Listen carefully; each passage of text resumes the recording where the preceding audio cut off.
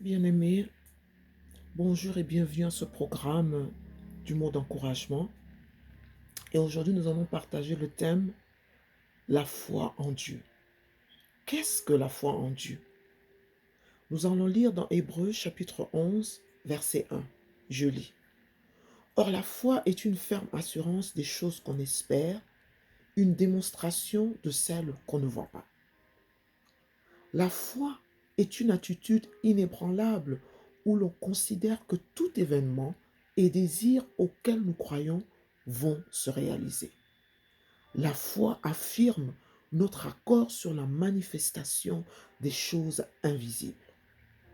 Elle est une conviction de l'existence des choses qu'on ne voit pas. Elle est une promesse, une parole d'honneur, un engagement de Dieu que nous possédons tous les biens. Elle est une garantie que Dieu nous donne sur tous les biens qui nous concernent. Elle est une preuve qui atteste que tous les biens nous sont révélés. Elle est une image adhérée à notre esprit, dont l'idéal est l'actualisation de tout événement. Nous allons lire dans Marc chapitre 2, versets 3 à 5. Je lis. Des gens vinrent à lui, amenant un paralytique porté par 4 hommes. Comme ils ne pouvaient l'aborder à cause de la foule, ils découvrirent le toit de la maison où il était et ils descendirent par cette ouverture, le lit sur lequel le paralytique était couché. Jésus, voyant leur foi, dit au paralytique, mon enfant, tes péchés sont pardonnés. Les 4 hommes dans ce texte indiquent une attitude inébranlable de pouvoir atteindre Jésus-Christ en vue de guérir le paralytique. Leur conviction était que Jésus-Christ allait certainement le guérir. Ils avaient dans leur esprit l'actualisation de cet événement. Ainsi, ils ne se sont pas fiés aux circonstances présentes devant une masse de gens qui leur empêchaient de pouvoir rencontrer Christ et accomplir leur désir idéal qui est la guérison de leurs compagnons paralytiques. Leur foi a été innovative. Ils ont pu trouver une ouverture par laquelle ils pouvaient s'approcher de Jésus-Christ et lui présenter leurs compagnons. L'obstacle de la foule était le moment approprié pour pouvoir percer et adhérer à la promesse de la guérison que Jésus-Christ devait leur accorder. Quelle est la multitude des pensées qui nous empêchent de voir présentement Jésus-Christ accomplir nos désirs, nos desseins et nos propos que nous nous imaginions et que nous croyons que le meilleur sera pour nous. Depuis quand avons-nous arrêté de rêver, d'imaginer et d'envisager les meilleures opportunités ancrées dans notre esprit? Ces rêves, ces visions, ces possibilités sont bel et bien réelles, même si elles ne sont pas encore arrivées à leur concrétisation.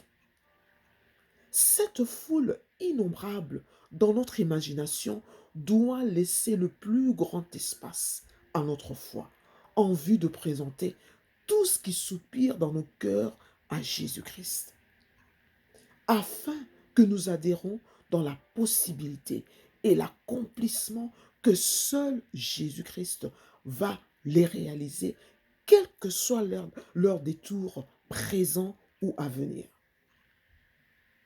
Quelle est donc la source de la foi? Nous lisons dans Hébreux chapitre 12, verset 2.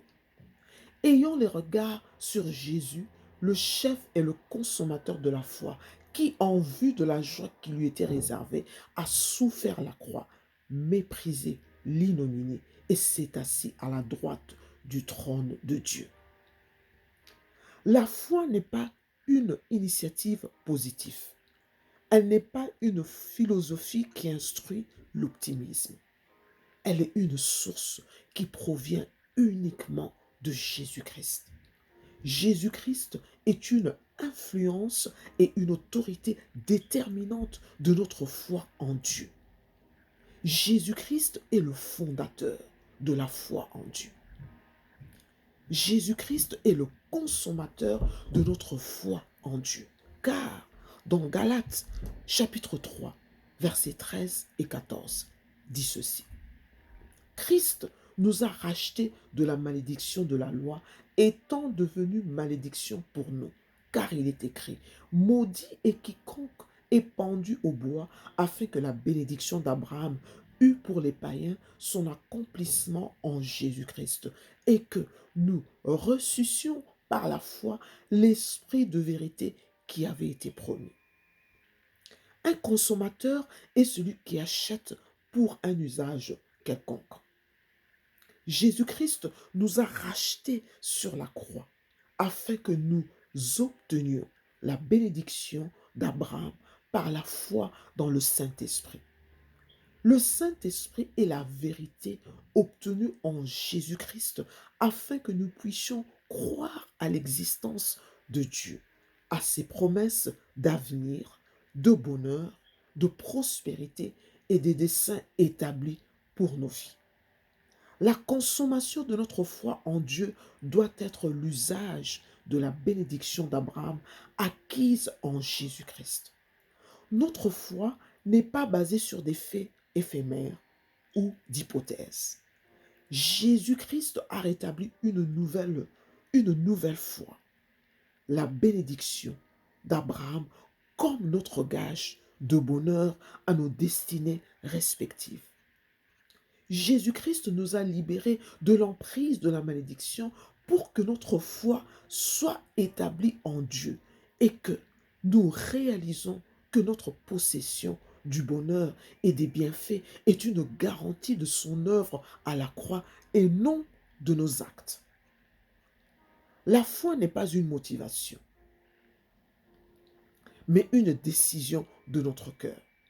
Pour être motivé, nous devons avoir des éléments, des raisons ou des intérêts qui nous poussent à croire et à envisager un résultat désirable. Mais la foi en Dieu est une décision que l'on prend de notre cœur.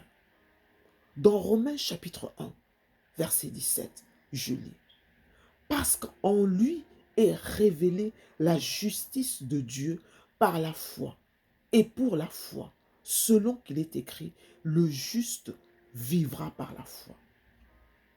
La foi est notre mode de vie que nous devons appliquer quotidiennement dans tout ce que nous entreprenons, en vue de voir les promesses et l'accomplissement de ce que Christ a racheté pour nous, à savoir la bénédiction d'Abraham se manifester en nous et par nous.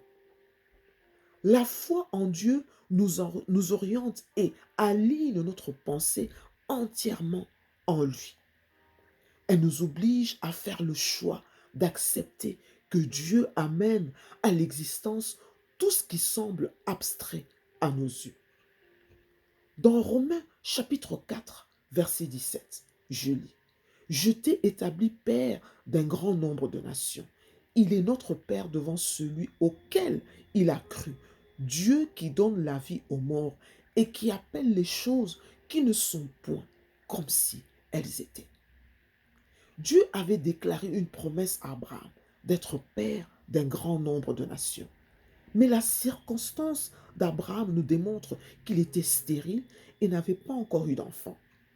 Son corps n'était pas à mesure de produire son désir d'être père, mais il a cru que Dieu, le Créateur et la source de vie, allait reproduire ce qui était impossible aux yeux des hommes. La démonstration des choses que l'on ne voit pas, Dieu dit qu'elles sont. Elles existent, elles se reproduisent et elles se manifestent. Quelle que soit l'immobilité, l'incapacité, des desseins, des entreprises, des visions qui semblent inertes et paraissent mortes à nos yeux. Notre foi en Dieu nous dit que Dieu appelle les choses qui ne sont point comme si elles étaient. Dès maintenant, nous devons appeler toute situation inerte, impossible et difficile de recevoir la vie de Dieu établie dans sa parole vivante et croire que toute chose promise par notre Père céleste va paraître et se réaliser. Dans 1er Jean chapitre 5, verset 4, je lis: parce que tout ce qui est né de Dieu triomphe du monde. Et la victoire qui triomphe du monde, c'est notre foi. Un triomphe est une satisfaction qui nous donne de l'avantage sur toute chose. C'est une capacité qui nous exerce à dominer et à emporter sur tout élément contraire à nos propos et nos désirs. C'est une intuition qui nous permet de surmonter toute épreuve et percevoir que le meilleur va s'établir. C'est un critère qui affirme que nous vaincrons malgré les détours et les impossibilités. C'est une garantie qui nous affirme que nous sommes toujours gagnants. C'est une force qui assure notre percée spectaculaire. Notre foi en Dieu nous accorde la victoire quotidienne devant toute adversité, tout détour, toute impossibilité et toute difficulté. Elle nous amène à reconnaître que nous sommes et resterons toujours vainqueurs en Jésus-Christ. Hébreux chapitre 11, verset 3. Je lis: c'est par la foi que nous reconnaissons que le monde a été formé par la parole de Dieu, en sorte que ce qu'on ne voit pas, en sorte que ce qu'on voit n'a pas été fait de choses visibles. La foi nous exige de croire, dont l'action est de considérer et prendre compte que le monde est formé par la parole de Dieu. Toute chose qui est née de Dieu, nous devons admettre et avoir la conviction que la parole de Dieu est l'image ancrée dans nos pensées qui produit toute déclaration, toute promesse établie par Dieu à son accomplissement. Peu importe l'état impossible de la situation, de l'événement, de l'environnement, des personnes et des conditions précaires, c'est par la foi que nous croyons que la parole de Dieu formera toutes les promesses reliées à notre vie et à notre destinée et va l'amener à sa réalisation. Dans Hébreux chapitre 11, verset 6, je lis: or, sans la foi, il est impossible de lui être agréable, car il faut que celui qui s'approche de Dieu croit qu'il existe et qu'il est le rémunérateur de ceux qui le cherchent. Notre critère est que nous devons tenir la parole de Dieu pour vraie, ainsi que ses promesses déclarées pour nos destinées et nos familles. Tout ce qui est né de Dieu a la vie et est puissant et réel. Bien-aimé, lorsque nous croyons à Dieu, ceci lui est agréable et l'Éternel nous approuve et apporte la rémunération par la manifestation de la percée, du triomphe et de la victoire à nos destinées. Bien-aimé dans le Seigneur, ce thème si important qui est la foi, en ce moment si sensible que nous traversons, qui est le post-pandémique. Notre foi doit être basée en Dieu. Notre foi doit être fondée en Jésus-Christ. Et nous devons croire, nous devons percer, nous devons persévérer. Nous devons voir que tout ce que Dieu a promis va se réaliser. Il n'y a rien d'impossible à ses yeux. Sa parole est oui et amen. Tout ce qui est impossible, nous devons croire que Dieu va le réaliser. En ce moment précis, nos yeux semblent être orientés à des circonstances, à des experts, à des promesses au gouvernement, à des situations qui semblent éphémères, mais nous devons croire à la parole de Dieu qui est éternelle et qui est vraie. La parole de Dieu est vraie, elle est réelle, elle est puissante. Ainsi, elle va amener à la manifestation notre bonheur. Elle va nous apporter le meilleur, car le meilleur est notre partage. L'excellence est notre partage. Le bien-être est notre identité. La victoire est notre partage que nous allons expérimenter chaque jour dans le nom de Jésus-Christ.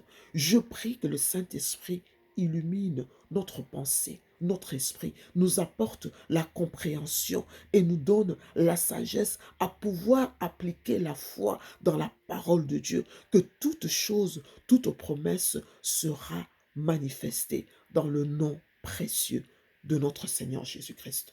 Nous allons encore entamer la foi, la deuxième partie, la semaine prochaine, pour pouvoir développer, nous fortifier et établir un édifice de foi en Jésus-Christ.